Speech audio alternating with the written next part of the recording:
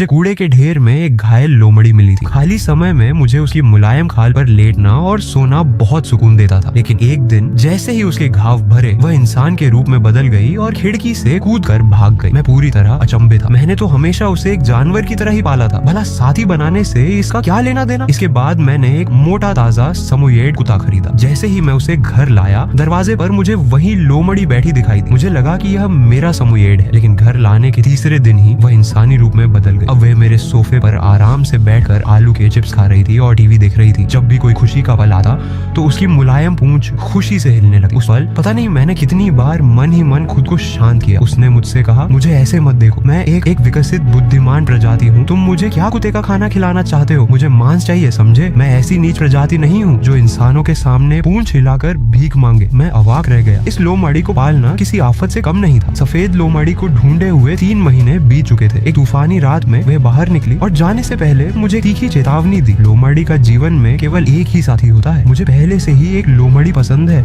और मैं तुम्हें कभी स्वीकार नहीं करूंगी। अपने घिनौने विचार अपने पास रखो। इतना कहकर वह चली गई। मैं वहीं खड़ा सोचता रहा कि उसने मुझसे ऐसा क्यों कहा। मैंने तो हमेशा उसे एक जानवर की तरह ही पाला था। उसकी ये बातें मेरी समझ से बिल्कुल परे थी। जब काफी सोचने पर भी कुछ समझ नहीं आया तो मैंने इस बारे में सोचना ही छोड़ दिया। नया मोड इसके 2 हफ्ते बाद मेरी एक बिजनेस पार्टनर ने मुझे एक प्रोजेक्ट पर चर्चा करने के लिए कॉफी शॉप में बुलाया। जब मैं अपना लैपटॉप लेकर वहां पहुंचा तो मेरी नजर सीधे जिया जियाओनियन पर पड़ी। वह लंबी, पतली और बेहद गोरी थी, जो रेलिंग से टेक लगाकर नीचे की भीड़ को अधीर भाव से देख रही। मेरी पार्टनर ने फुसफुसाते हुए कहा, मिस्टर जेंग, क्या आप सुश्री शिया को जानते हैं? वह रोंगान की प्रमुख शेयर धारक है। क्या आप हमारा परिचय करवा सकते हैं? मैंने एक पल सोचा और फिर कहा कि मैं उन्हें नहीं जानता, बस वे मुझे बहुत सुंदर लगे। ये सुनकर मेरी पार्टनर के चेहरे पर निराशा छा गई और उनका रवैया मेरे प्रति थोड़ा ठंडा हो गया। लेकिन मैंने इस बात पर ज्यादा ध्यान नहीं दिया। जब हम प्रोजेक्ट पर चर्चा करके बिल चुकाने के लिए उठने लगे तो मैंने देखा कि वही लोमड़ी एक सभ्य उच्च वर्ग के व्यक्ति के साथ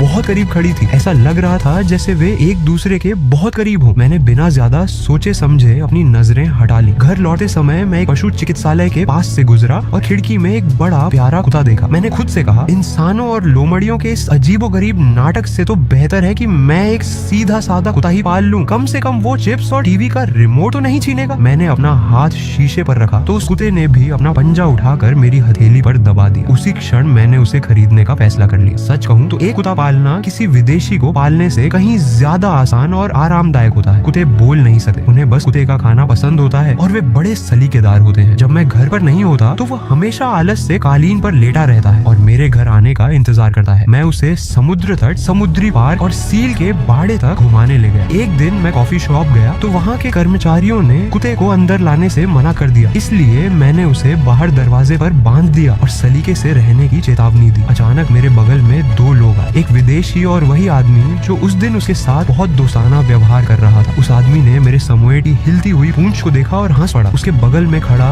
विदेशी भी उदास नजर से मुझे घूरने लगा। मैंने उनकी अनदेखी की, अपने समोयेड के सिर पर हाथ फेरा और फुसफुसाया, बेबी अच्छे बच्चे बनो, पापा आज रात तुम्हारे लिए बीफ बॉल्स बनाएंगे। इतना कहकर मैं उन दोनों को नजरअंदाज करके आगे बढ़ गया। जब मैं दुकान से बाहर निकला तो मेरा कुत्ता गायब था और पटाट ढीला था। मैं घबरा गया। जैसे ही मैं किसी पशु संरक्षण संगठन को फोन करने वाला था, मुझे अपने बगल में सरसराहट की आवाज सुनाई दी। अरे वह तो मेरा बेवकूफ कुत्ता था। तभी मुझे वही लोमड़ी दिखाई दी। वह गुस्से में कहने लगी, क्या तुम पागल हो गए हो? इसे लाए हुए सिर्फ 2 हफ्ते हुए हैं और यह मुझ पर आक्रामक हो रहा है। क्या तुम बाद में अपने कुत्तों को मुझे काटने के लिए छोड़ दोगे? तुम मेरे साथ ऐसा बर्ताव नहीं कर सकते। उसके दयनीय और लगभग रोते हुए चेहरे को देखकर मैं अवाक रह गया। मुझे समझ नहीं आ रहा था कि वह क्या कह रही है। मैंने कहा, वह मेरा कुत्ता है, जाहिर है मैं उसकी रक्षा करूंगा। और तुमने तो खुद कहा था कि अब हमारा कोई रिश्ता नहीं है। तुम्हारी शक्ल देखकर तो लगता है कि तुम इंसानी समाज में खूब मजे कर रही हो। तभी मेरी बिजनेस पार्टनर दौड़ती हुई आई और बोली, श्रीमान जेंग, अरे बाप रे, आप यहाँ हैं? आपने पहले क्यों नहीं बताया कि आप जिया जियाओनियन को जानते हैं? हम उस प्रोजेक्ट पर तुरंत हस्ताक्षर करेंगे। मुझे समझ आ गया कि जो औरत मेरे सोफे पर बैठकर चिप्स खाती थी और टीवी देखती थी, वह कोई आम लोमड़ी नहीं बल्कि बीजिंग के रोंगान परिवार की सबसे छोटी बेटी शिया शियाओनियन थी। अनुबंध पर हस्ताक्षर करने के बाद जब मैं कंपनी से बाहर निकला तो मैंने प्रवेश द्वार पर एक व्यक्ति और कुत्ते को आमने सामने देखा। समोएड तनाव में था और गुर्रा रहा था, जबकि लोमड़ी जैसे दिखने वाली शिया शियाओनियन ने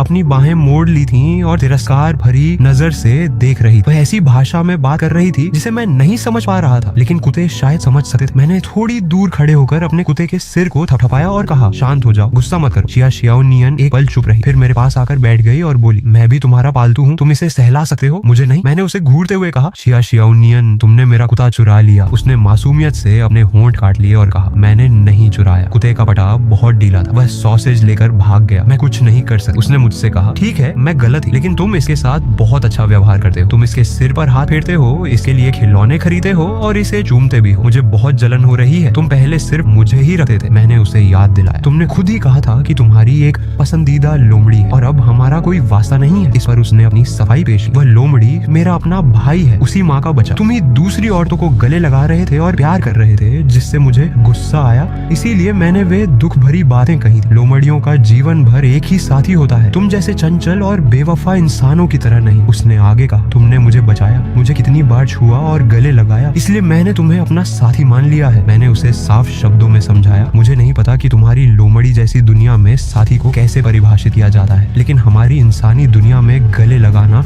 और सहलाना साथी का रिश्ता नहीं बनाते। रही बात खर्चों की, तो प्रोजेक्ट से मिला मेरा कमीशन तुम्हारे पिछले कुछ दिनों के खाने के खर्च का मुआवजा है। अब हिसाब बराबर हो गया है। मुझे तुम पसंद नहीं हो और मैं तुम्हारा साथी नहीं बनना चाहता। कृपया फिर कभी कुछ अजीब मत करना, अलविदा। इतना कहकर मैंने सैमी को पकड़ा और तेजी से वहाँ से चला गया। उस अजीब लोमड़ी जैसे आदमी से मैं जितना हो सके दूर रहना चाहता था। घर पहुंचकर मैंने कुत्ते के लिए गोमांस, टोफू और पत्ता गोभी का सूप बनाया और उसके सामने खाना रख दिया। उसे प्लेट चाटते हुए देखकर मैंने उसके सिर पर हाथ फेरा और कहा, मैंने अपने प्यारे को पूरे दिन भूखा रखा। वह लोमड़ी जैसा इंसान सच में बहुत बुरा है। अब से जब भी हम उसे देखेंगे उससे काटेंगे, ठीक है? समोएड ने मुस्कुराते हुए अपना पंजा बढ़ाया और मुझे हाई फाइव दे दिया। रात का अजीब सा मोड़ में आधी नींद में थी, तभी मुझे अपनी ठुड्डी पर किसी रोएदार चीज का एहसास हुआ। मुझे लगा कि यह मेरा कुत्ता ही है, इसलिए मैंने सहज रूप से उसे दूर धकेल दिया और कहा, बेबी बस करो। लेकिन वह रुका नहीं और मेरी गर्दन को चाटने लगा। उसके गीले चिपचिपे स्पर्श से मुझे सहन न हुई। मैंने अपनी आंखें खोली तो मेरे सामने लंबे काले रोएदार हाथों का एक जोड़ा था। वह मुझे घूर रहा था। उसके शरीर से मछली जैसी गंध आ रही थी। उसने मेरे हाथ पर दबाव डाला और गुर्राने लगा। मैंने उससे पूछा, क्या कर रहे हो? हटो। क्या तुमने मुझे सुना? क्या तुम मद में हो या तुमने कोई नशा किया है? उसने कोई जवाब नहीं दिया। वह मुझसे दोगुना बड़ा था और उसका वजन मुझ पर भारी पड़ रहा था। कुछ पल की खामोशी के बाद मैंने उसके पंजे पर थपथपाया और कहा, क्या हम अपनी जगह बदल सकते हैं? मुझे ऊपर रहने दो। जैसे ही हमने जगह बदली, मैं तुरंत बिस्तर से नीचे उतरी, मेज से चाकू उठाया और उसकी ओर इशारा करते हुए बोली, तुम मुझसे झूठ बोल रहे हो। वह तुरंत चुप हो गया, नीचे कूदकर जमीन पर लेट गया। उसकी आंखें नम थीं और उसके कान लटके हुए थे। उसने उदास होकर कहा, मेरा हीट साइकिल शुरू हो गया है। मुझे तुम्हारी खुशबू की बहुत याद आ रही है। मैं खुद को रोक नहीं पाया क्योंकि मैं तुम्हें पसंद करता हूँ और अपना साथी मानता हूँ, इसलिए केवल तुम्हारी खुशबू ही इसे शांत कर सकती है। मैंने उसे अजीब नजर से देखा। अपने आकार की तुलना करते हुए मुझे पता था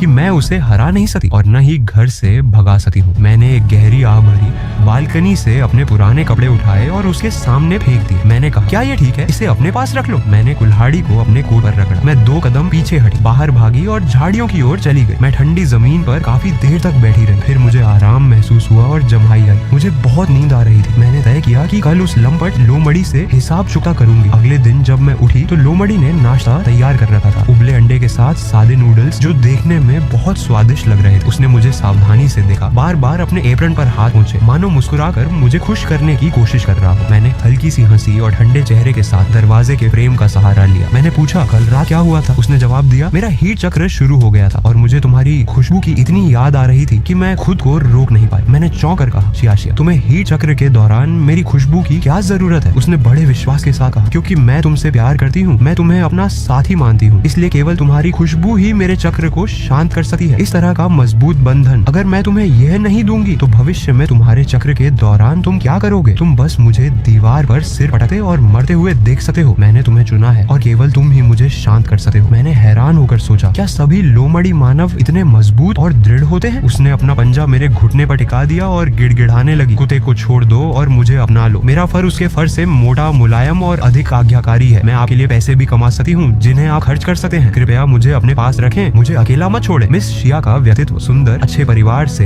एक लाडली राजकुमारी, ये बिल्कुल मेरे सामने खड़ी उस नखरीली, थोड़ी दयनीय, लोमड़ी जैसी दिखने वाली औरत जैसा ही था। मैं एक पल के लिए चुप रही और कुछ कहने ही वाली थी कि तभी दरवाजे की घंटी बजी। दरवाजे पर मेरी सहकर्मी खड़ी। मैंने लोमड़ी वाली औरत से कहा, जाओ अपने कमरे में छिप जाओ। लेकिन वह जिद करने लगी, नहीं, अगर तुम उस बुरी इंसान तुम्हारी सहकर्मी के साथ कुछ ऐसा करना चाहती हो जो मैं देख न सकूं, तो तुम मेरे साथ ऐसा नहीं कर सकती। ईर्ष्यालु शिया शियाओनियन बेवजह परेशान हो रही है। मैंने घबरा कर उसे डांटा, अगर तुम नहीं छिपोगी तो मैं तुमसे फिर कभी बात नहीं करूंगी। उसने तुरंत अपना नखरा दिखाते हुए कहा, तुम मुझ पर चिल्ला रही हो, एक भोली भाली लड़की पर। अच्छी बची, मैं अच्छी बची बनूंगी, मुझे नजरअंदाज मत करो। मैं अवाक रह गई, उसकी इस दोहरी सोच को समझ नहीं पा रही थी। मैंने उसे किसी तरह अंदर भेजा और दरवाजा खोलकर अपनी सहकर्मी को अंदर आने दिया। मेरी सहकर्मी ने कहा, तो तुमने नूडल्स बनाए हैं? मुझे लगा तुमने खाना नहीं खाया है, इसलिए मैं तुम्हारे लिए कुछ तले हुए आटे के टुकड़े ले आई। मैंने राहत की सांस लेते हुए कहा, कोई बात नहीं, नूडल्स इस कुत्ते को दे दो, मुझे तो बस तली हुई आटे की स्टिक्स चाहिए थी, धन्यवाद। जब मैं कुत्ते से बात करके घर लौटी तो काफी देर हो चुकी थी। मैंने चप्पलें पहनी और अंधेरे लिविंग रूम में देखा। सोचा कि अब तक वह लोमड़ी इंसान जा चुका होगा। राहत की सांस लेते हुए जैसे ही मैंने मुड़कर देखा तो लोमड़ी इंसान मुझे गुस्से से घूर रहा था। मैं चौंक गई और 2 कदम पीछे हट गई, जिससे मेरी पीठ मेज के कोने से टकरा गई। दर्द से मेरी आंखों में आंसू बहने लगे। उसने ताना मारा, तुम्हें यही मिलना चाहिए था, चंचल इंसानों को सजा मिलनी ही चाहिए। फिर उसने अपनी पूंछ दिखाते हुए कहा, अगर अभी भी दर्द हो तो मेरी पूंछ के बाल पकड़ लो। मैं अभी भी गर्मी में हूँ, लेकिन ज्यादा जोर से मत दबाना। मैंने भावहीन होकर उसकी पूंछ को एक बार दबाया तो वह खांसने लगा, लेकिन जब उसने मुझे देखा तो उसकी आंखें नम थी। वह उत्सुकता से अपनी पूंछ का सिरा मेरी हथेली में डालने की कोशिश करने लगा और बोला, और जोर से चुटकी काट सकते हो बेबी, मजा आ रहा है। उसकी ऐसी बातें सुनकर मैं झिझक गई। मैंने पूछा, तुम मेरे घर से कब जा रही हो? उसने दुखी होकर कहा, मैं जाना नहीं चाहती, कम से कम मेरी गर्मी खत्म होने तक तो रुकने दो। चाहे मैं लोमड़ी के रूप में रहूं या इंसान के रूप में, मैं बहुत खूबसूरत हूँ और मेरे पास बहुत पैसा है। तुम मुझसे इतनी नफरत क्यों करती हो? कौन एक लोमड़ी को पत्नी के रूप में चुनेगा अगर मुझे कोई खा जाए तो? मैंने उससे कहा, इसके अलावा तुम अपनी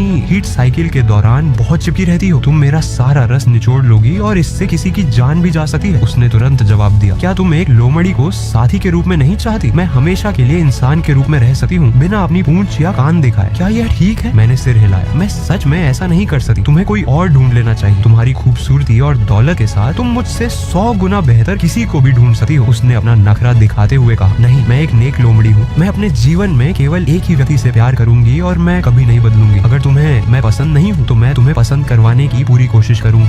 ये लो अनलिमिटेड क्रेडिट कार्ड, जितना चाहो खर्च करो। एक बार भुगतान हो गया तो तुम मुझे घर से बाहर नहीं निकाल सकती। फिर क्या था, उस बेशर्म लोमड़ी ने मेरे घर में अपना पक्का घर बना लिया। पता नहीं उसने यह सब कहां से सीखा, लेकिन अपना सारा घमंड छोड़कर उसने मेरे समोएड कुत्ते सिल्वर की चमचागिरी शुरू कर दी। उसने कुत्ते को नए खिलौने, प्रीमियम खाना और ट्रीट दिया। यहाँ तक कि उसने कुत्ते के लिए बकरी के दूध वाली चाय भी मंगवाई। सबसे हैरान करने वाली बात तो यह थी कि वे दोनों एक दूसरे की भाषा भी समझने लगे थे। जब मैं काम से घर लौटी और उन दोनों को सोफे पर बैठकर टीवी देखते और आलू के चिप्स खाते देखा तो मुझे लगा जैसे मैं किसी जादुई दुनिया में आ गई हूँ। मैंने उलझन भरे चेहरे से कहा, कुत्ते आलू के चिप्स नहीं खा सकते। ये सुनकर उसने तुरंत मुझे पैकेट दिखाया जिस पर बड़े बड़े अक्षरों में लिखा था डॉग चिप्स। वह मुस्कुराई और बोली, बेबी, इंसान भी इसे थोड़ा खा सकते हैं, क्या तुम भी थोड़ा चखना चाहोगी? मैंने सिर हिलाया और पूछा, शिया शियाओनियन, क्या तुम्हें काम करने की जरूरत नहीं है? रोंगान इतनी बड़ी कंपनी है, क्या तुम्हारे लिए यहाँ रोजाना ऐसे बैठे रहना ठीक है? उसने बड़े मासूम अंदाज में कहा, मुझे काम करने की जरूरत नहीं है, अगले कुछ दिनों तक मेरा भाई मेरे काम में मदद करेगा, मेरा काम बस इस समय को गुजारना है। मैंने पूछा, तो तुम्हारा पूरा शिया परिवार हूँ समुदाय का नहीं है ना? उसने बताया, सिर्फ मेरा भाई बहन और मैं हूँ समुदाय के हैं, हमारी माँ हूँ समुदाय की है, इसलिए हम तीनों में हूँ जीन है। ये जीन बहुत मजबूत होते हैं, अगर हम दोनों का बचा हुआ तो वो भी हूँ ही होगा। इसके बाद उसने अपने होंठ सिकोड़े रसोई में गई और स्ट्रॉबेरी केक की एक प्लेट ले आई। उसने बड़ी विनम्रता से मेरी तरफ देखते हुए कहा, बेबी, मैंने तुम्हारे लिए एक स्वादिष्ट केक बनाया है, इसमें ढेर सारी स्ट्रॉबेरी हैं जिन्हें खास तौर पर हवाई जहाज से मंगवाया गया है, एकदम ताजी हैं, छकर देखो। उसके इस उम्मीद भरे चेहरे को देखकर मैं एक पल के लिए पिघल गई। मैंने जैसे ही कांटा उठाया तभी मेरे बॉस का फोन बज उठा। उन्होंने कहा कि एक प्रोजेक्ट पर चर्चा करनी है और मुझे तुरंत कंपनी वापस आना होगा, साथ ही ओवर टाइम का भुगतान भी होगा। जब मैंने फोन रखा तो हु वाली महिला का चेहरा उतर गया। उसने उदास होकर कहा, मैंने तुम्हारे लिए इतने सारे व्यंजन बनाए हैं, सारे तुम्हारे पसंदीदा, अगर तुम्हारे पास खाने का समय नहीं है तो कोई बात नहीं, तुम्हारा काम जरूरी है, खा लो बेबी, मैं तुम्हारा सहारा बनूंगा, चाहे कुछ भी हो जाए तुम हमेशा मेरी तरफ देख सकते हो। मैं अवाक रह गई, पता नहीं उसने यह सब कहां से सीखा, लेकिन कभी घमंडी और अकड़ू रहने वाली लोमड़ी अब एक बहुत ही समझदार और भावुक साथी की तरह बर्ताव कर रही थी। मैंने आह भरी और कहा, आपको ऐसा करने की जरूरत नहीं है, बस एक मीटिंग है, मैं जल्दी वापस आ जाऊंगी, खाना रख लीजिए, मैं लौट कर खा लूंगी। मैंने केक से एक स्ट्रॉबेरी उठाई, मुंह में डाली और बोली, स्ट्रॉबेरी सच में बहुत मीठी है, धन्यवाद। जब मैं कंपनी पहुंची तो मुझे पता चला कि उस प्रोजेक्ट के लिए इतनी जल्दीबाजी क्यों की जा रही थी। कंपनी पहुंचने पर मुझे पता चला कि जिया परिवार ने इस प्रोजेक्ट और खास तौर पर हमारे स्थान लोकेशन पर चर्चा करने के लिए अपने प्रतिनिधियों को भेजा था। बैठक के दौरान मेरे सामने जियाओ नियान की बड़ी बहन भी मौजूद थी। वह जियाओ नियान से बिल्कुल अलग, बहुत शांत और गंभीर थी। उन्होंने एक फॉर्मल सूट पहना हुआ था, उनकी नाक बह रही थी, शायद उन्हें कोई हल्की एलर्जी या ठंड लगी थी, और उनके चेहरे पर कोई भाव नहीं था। बातचीत के दौरान उन्होंने सीधे मुद्दे पर आते हुए कहा, क्या आपको मेरी बहन पसंद है? मैं अभी परिवार शुरू नहीं करना चाहती, इसलिए मुझे माफ कीजिएगा, लेकिन समस्या यह है कि वे आपसे जुड़ी हुई है। हु लोगों के पास हर साल एक विशेष ऊर्जा स्रोत हीट साइकिल होता है और साथी की खुशबू के बिना उन्हें बहुत कष्ट होता है। मैं एक समझौता करना चाहती हूँ, आपको बस हर साल उस विशेष अवधि के दौरान उसके साथ रहना होगा